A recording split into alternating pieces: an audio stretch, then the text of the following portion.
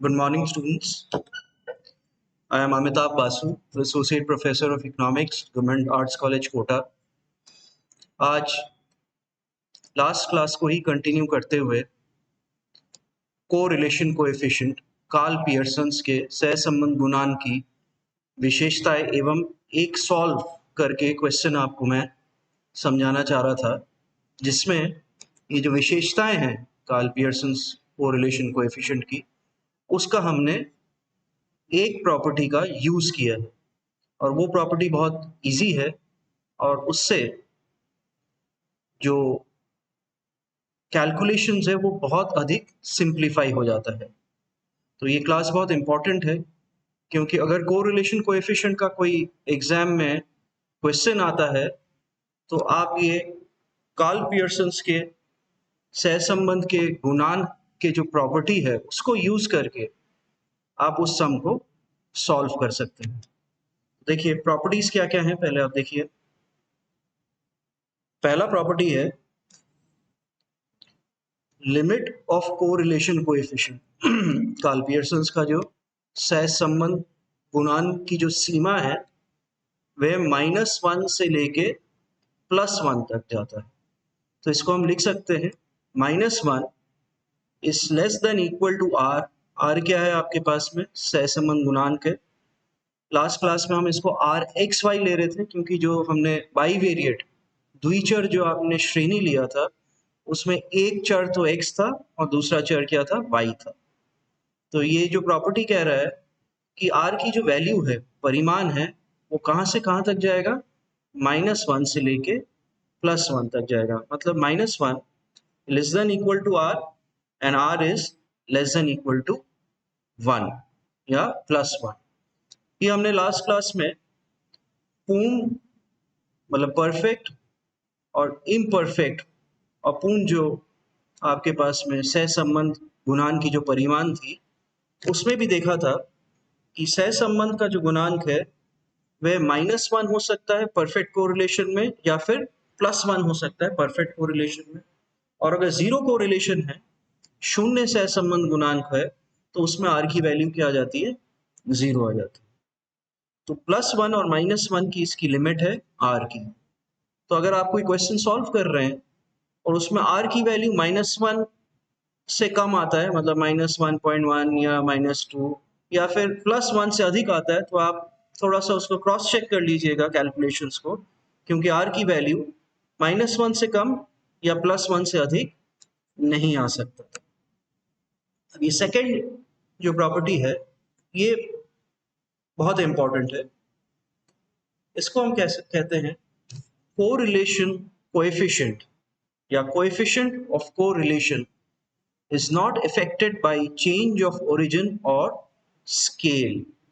यानी कि सहसंबंध का गुणांक मूल बिंदु और पैमाने के परिवर्तन से प्रभावित नहीं होता है।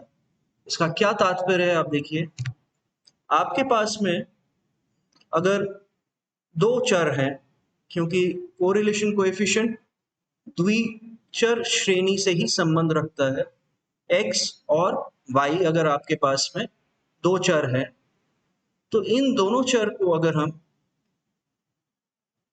मूल बिंदु और पैमाने का परिवर्तन देते हैं या फिर सिर्फ मूल बिंदु का परिवर्तन देते हैं, पैमाने का नहीं देते हैं, तो क्या होता है? उस कोरिलेशन कोएफिशिएंट का जो गुणांक है, जो कोएफिशिएंट की जो वैल्यू है, उसमें कोई परिवर्तन नहीं आता है। इसको हमने ऐसे डिस्क्राइब किया है, अगर x माइनस a, मतलब हर एक जो x की जो वैल्यू है उसको एक कांस्टेंट a से माइनस कर देते हैं तो उसके मूल बिंदु में परिवर्तन आता है, और उसको अगर हम डिवाइड कर देते हैं डिवाइडेड बाई h, ये भी एक कांस्टेंट है, तो आपके x माइनस a में तो मूल बिंदु में परिवर्तन आ जाएगा और डिवाइड बाई x से h से क्या हो जाएगा? पैमाने में परिवर्तन आ जाएगा। उसको अगर हम u लिखते हैं and similarly y minus b upon k को हम v लिखते हैं, तो y चल राशि में आपने मूल बिंदु में परिवर्तन कैसे किया है? y माइनस बी से किया है, और उसके पैमाने में परिवर्तन कैसे किया है? डिवाइडेड बाई k से कर दिया है। तो हम कह सकते हैं कि आर एक्स वाई की जो वैल्यू है वो आर यू वी के बराबर ही रहेगा। कोई भी क्वेश्चन जब हम सॉल्व करेंगे, अभी मैं उदाहरण लेके आपको समझाऊंगा, तो ऐसा x minus A by H करने से या y माइनस बी बाई के करने से आपको u और v की जो वैल्यूज आएंगी वो सरल आएंगी, और वो कैलकुलेशन करते समय कोरिलेशन कोएफिशिएंट आसानी हो जाता है। तो देखिए, मूल बिंदु में परिवर्तन को हम कैसे रिप्रेजेंट कर रहे हैं, x माइनस ए। सपोज आपके पास x की वैल्यू 1 2 3 4 5 6 7 8 9 है और हमने a ले लिया 5, तो मूल बिंदु में परिवर्तन क्या हो जाएगा, 1 माइनस 5, 2 माइनस 5, 3 माइनस 5, 4 माइनस 5, इस प्रकार से हम मूल बिंदु में परिवर्तन कर देते हैं। अब अगर x की वैल्यू 1 2 3 4 5 6 है, 7 8 है, तो उसमें कॉमन डिनोमिनेटर 1 है, तो h की वैल्यू उसमें क्या हो जाएगा, हम 1 ले सकते हैं। अगर x की वैल्यू इस प्रकार है 2 4 8 10, तो हम h की वैल्यू 2 ले सकते थे, क्योंकि कॉमन डिवाइजर है 2, तो 2 से वो सारी श्रेणी को हम डिवाइड कर सकते हैं। तो मूल बिंदु में परिवर्तन तो माइनस या प्लस से होता है, और पैमाने में परिवर्तन किसी चीज के डिवीजन से होता है। पैमाने का मतलब स्केल में परिवर्तन, और मूल बिंदु मतलब ओरिजिन, जो आपका ओरिजिन होता है मानचित्र में क्या होता है, शून्य शून्य होता है। तो वो शून्य शून्य को अगर हम कोई और मूल बिंदु में लेके जाते हैं, प्लस करके एक्स और वाई में या माइनस करके, तो वो क्या हो जाता है, मूल बिंदु में परिवर्तन होता है। इसमें कंडीशन क्या है, जो आपने पैमाने में जो परिवर्तन किया है h और k में, k से डिवाइड करके, h और k जो है वो ग्रेटर देन 0 होना चाहिए। वो किससे अधिक होना चाहिए, शून्य से ग्रेटर होना चाहिए, मतलब एक कोई पॉजिटिव नंबर होना चाहिए जो कि शून्य से अधिक हो। ये वाला जो आपके पास में प्रॉपर्टी है, coefficient of correlation is not affected by change of origin and scale, ये बहुत ही एक इंपॉर्टेंट आपके पास में प्रॉपर्टी। लास्ट जो प्रॉपर्टी है वो ये है कि दो स्वतंत्र चरों के बीच सहसंबंध शून्य होता है। स्वतंत्र मतलब इंडिपेंडेंट वेरिएबल, परंतु दो शून्य सहसंबंध चरों को स्वतंत्र होना अनिवार्य नहीं है। इसको आप थोड़ा सा समझिए, इंग्लिश में मैं आपको बोल देता हूं। Two independent variables, variables independent का मतलब क्या है, स्वतंत्र, आर अनकोरिलेटेड या जीरो कोरिलेशन है, but two uncorrelated variables are not necessarily independent, क्योंकि आपके पास में कोई रिलेशनशिप हो सकता है पैराबोलिक हो या फिर क्वाड्रेटिक हो। इस टाइप से जो रिलेशन होते हैं उनमें आपके पास में जीरो कोरिलेशन जरूर आ जाता है, लेकिन क्योंकि x और y इंडिपेंडेंट नहीं है, तो अनकोरिलेटेड वेरिएबल भी क्या होता है, इंडिपेंडेंट नहीं हो सकते, स्वतंत्र होना अनिवार्य नहीं होता। उसमें आपके पास में क्वाड्रेटिक या फिर parabolic, otherwise equal to x square है या x to the power something minus something है, तो फिर क्वाड्रेटिक जो रिलेशंस होती हैं उसमें कोरिलेशन तो आपके जीरो आता है, लेकिन ये दो जो चल राशि होते हैं वो एक दूसरे पर डिपेंडेंट रहते हैं, निर्भर रहते हैं। तो ये आपके पास में तीन प्रॉपर्टीज हैं, car relation coefficient, car relation, correlation coefficient, अब काल रिलेशन नहीं, काल पियर्सन। अब देखिए, ये जो प्रॉपर्टी 2 है, सेकेंड प्रॉपर्टी है, उसको हम किस प्रकार से लिख सकते हैं। आपके पास में जो कोरिलेशन कोएफिशिएंट की जो फॉर्मूला है, जो हमने लास्ट क्लास में पढ़ा था, उसका जो विचलन dx dy जो था, उसकी फॉर्मूला है r x y is equal to summation of x minus x bar, x bar क्या है, x का मीन वैल्यू है, multiplied by y minus y bar divided by root of summation x minus x bar का square और root of summation y minus y bar the square. अगर r x y is equal to r u v हम मानते हैं, मतलब second property हम use करते हैं कि मूल बिंदु एवं पैमाने में परिवर्तन करने के बाद ये प्रॉपर्टी यूज करते हैं, तो ये क्या हो जाएगा, formula will be equal to summation of u minus u bar multiplied by v minus v bar divided by under root of summation u minus u bar the square multiplied by under root of summation v minus v bar the whole square। अब देखिए ये जो आपके पास में विचलन की जो formula है, पिछले क्लास में इसका सरलीकरण करके इसको हम सिंप्लीफाई करके हमने क्या फॉर्मूला लिया था, इसी फॉर्मूले को हम इस टाइप से लिख सकते हैं n into summation of u v minus summation u summation v multiplied by divided by root of n summation u square minus summation u the whole square multiplied by root of n summation v square minus summation v the whole square.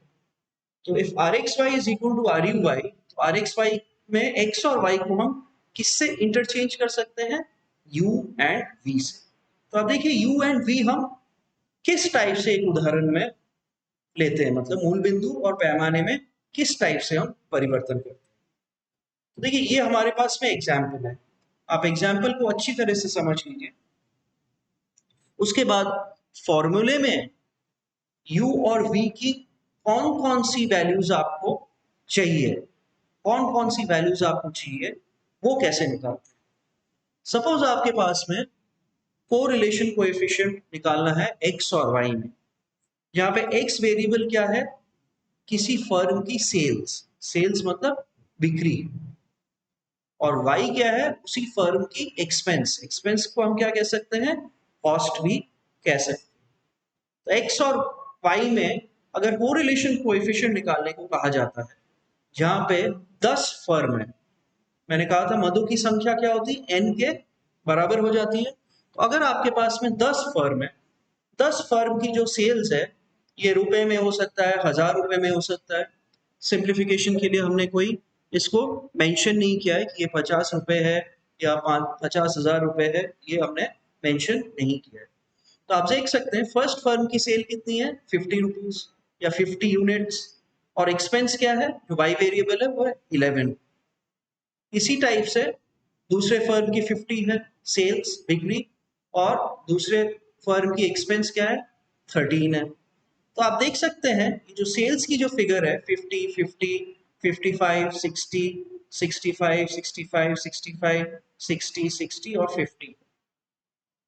तो इसमें क्या है, आप देख सकते हैं पैमाने में परिवर्तन करने के लिए ये सारे जो फिगर्स है 5 से डिवाइड हो सकता है। तो हमने u क्या लिया है, x माइनस, इसमें से कोई भी आप एक फिगर ले लीजिए, ताकि उससे माइनस करने पे वो वाले फिगर्स क्या हो जाते हैं, 0 हो जाता है। तो हमने 65 ले लिया है मूल बिंदु में परिवर्तन के लिए, कांस्टेंट वैल्यू क्या ले लिया है, x माइनस 65, और हमने पैमाने में परिवर्तन के लिए क्या ले लिया है, डिवाइडेड बाई 5 ले लिया है, क्योंकि सेल्स की जो हर एक जो मूल्य है वो 5 से डिविजिबल है, 5 से उसको हम भाग दे सकते हैं। अगर भाग नहीं दे सकते होते तो हम नीचे 1 लिखते या कुछ भी नहीं लिखते। जैसे y को हमने v में कैसे कन्वर्ट किया है, आप देख सकते हैं y में 11, 13, 14, 16, 16, 15, 15 इस टाइप की वैल्यूज है। तो इस टाइप की जो वैल्यूज होती हैं वो उसमें कोई भी कॉमन डिनोमिनेटर नहीं है जिससे हम उसको डिवाइड कर सकते हैं, तो हम उसको 1 से डिवाइड करते हैं। उसको किससे डिवाइड करते हैं, 1 से डिवाइड करते हैं। तो v की वैल्यू हमने इसमें से कोई भी एक वैल्यू ले लिया, जिससे माइनस करने पे वो वाली वैल्यू 0 आ जाती है। तो v को हमने सिर्फ मूल बिंदु से परिवर्तन किया है एंड डिवाइडेड बाई 1 कर दिया है, क्योंकि ये जो एक्सपेंसेस है y की जो मूल्य है वो सिर्फ 1 से ही डिवाइड होते हैं और किसी वैल्यू से डिवाइड नहीं होते। तो आप देख सकते हैं कि u और v तो हमारे पास में आ गया। अब फॉर्मूले में आपको क्या चाहिए, समेशन ऑफ यू वी, मतलब यू वी निकाल के उसका सम करना है। समेशन ऑफ u और समेशन ऑफ v तो u और v से निकल जाएगा, प्लस हमारे को क्या चाहिए, u स्क्वायर चाहिए और v स्क्वायर चाहिए, ठीक है, क्योंकि ये समेशन ऑफ u करने से ही उसका स्क्वायर निकल जाएगा, समेशन ऑफ v करने से उसका इसमें स्क्वायर निकल जाएगा। तो आपको क्या क्या चाहिए फॉर्मूले में डालने के लिए? यू वी उसका समेशन निकालना है, फिर यू स्क्वायर निकालना है, वी स्क्वायर निकालना है और यू वी निकालना है। तो देखिए ये जो x माइनस 65/5 है, ये u की वैल्यू हर एक x के लिए हम कैसे सॉल्व करेंगे? 50 माइनस 65 डिवाइडेड बाई 5 पहले फर्म के लिए। पहले फर्म के लिए क्या निकलेगा? 50 माइनस 65 क्या होगा? -15 डिवाइडेड बाई 5 क्या हो जाएगा? -3 हो जाएगा। इसी प्रकार से दूसरे फर्म के लिए भी 50 माइनस 65 -15 डिवाइडेड बाई 5 क्या हो जाएगा? -3 हो जाएगा। अब नेक्स्ट फर्म का एक्सपेंस क्या है? 55 है, तो 55 माइनस 65 -10 आ जाएगा। -10 डिवाइडेड बाई 5 क्या आ जाएगा? -2 आ जाएगा। यहाँ पे 60 है फोर्थ फर्म का, तो 60 minus 65 is -5 divided by 5 is -1। अब ये फिफ्थ सिक्स सेवेंथ फर्म है, x की वैल्यू भी 65 है और माइनस किससे कर रहे हैं आप? मूल बिंदु में परिवर्तन के लिए a जो है, a की वैल्यू क्या है? 65 है, तो 65 माइनस 65 ऊपर ही 0 आ गया, तो इनकी वैल्यूज क्या हो जाएगी? 0 0 0 आ जाएगी। इस प्रकार से 8th 9th और 10th फर्म के लिए आपने किसका मूल्य निकाल लिया? u का मूल्य। सिमिलरली y से v में परिवर्तन करना है, y माइनस 13 डिवाइडेड बाई 1 है v की वैल्यू, तो y फर्स्ट फर्म के लिए कितना है? 11 है, -13 कितना आ जाएगा? -2 डिवाइडेड बाई 1, तो -2 ही आएगा। 13 से माइनस कर दिया, 13 बाई -13 0 आ गया, 14 माइनस 13 +1 आ गया। इस प्रकार से हम v की वैल्यूज भी इसमें से निकाल सकते हैं। अब u और v की वैल्यू जब निकल गई, तो आपके पास में और क्या क्या वैल्यूज निकालनी है? समेशन u और समेशन v तो निकल गया, u और v को हम ऐड कर देंगे, तो ये समेशन u का स्क्वायर भी निकल जाएगा। तो हमें क्या चाहिए? u multiplied by v, u square अलग से चाहिए और v स्क्वायर अलग से चाहिए। तो हम पहले u स्क्वायर निकालते हैं, ये u की वैल्यू है, तो u का स्क्वायर क्या हो जाएगा? -3 इंटू -3 9, -3 इंटू -3 9, -2 इंटू -2 4, -1 इंटू -1 1, 0 का 0 आ जाएगा। इस प्रकार से -1 का 1, -1 का 1 और -3 का 9 आ जाएगा। सिमिलरली हम v स्क्वायर निकालते हैं, ये जो v की वैल्यू है इसका हम क्या कर देते हैं?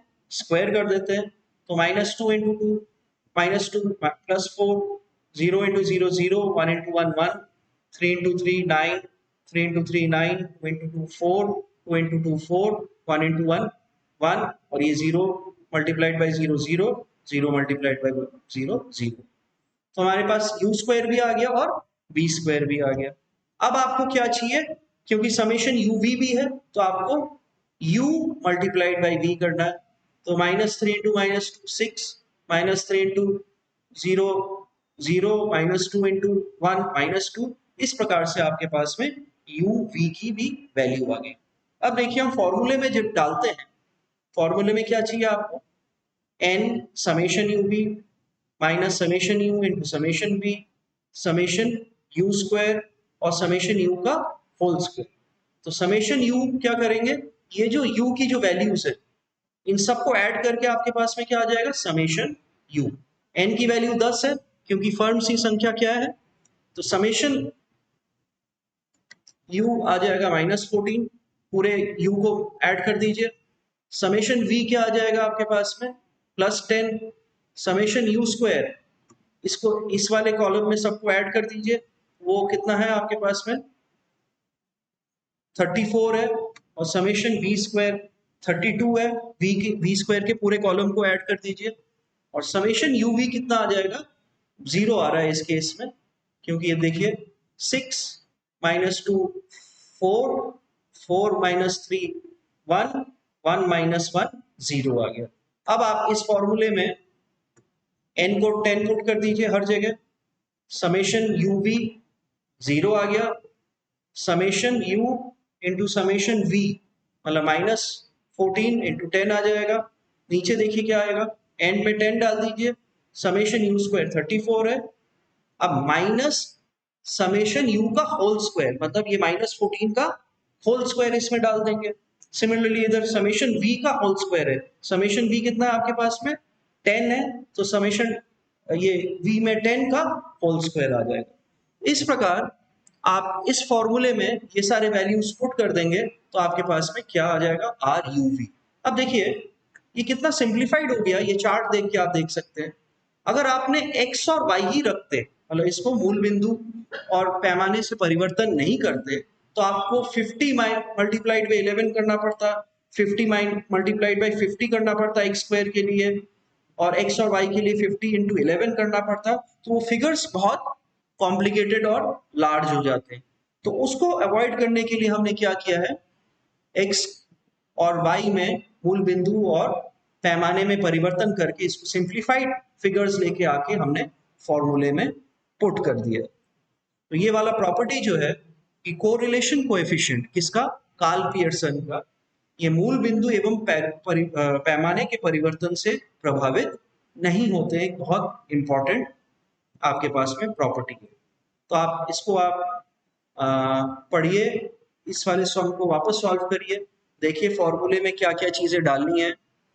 अगले क्लास में एक और टॉपिक कोरिलेशन कोएफिशिएंट का बन जाता है, जिसको हम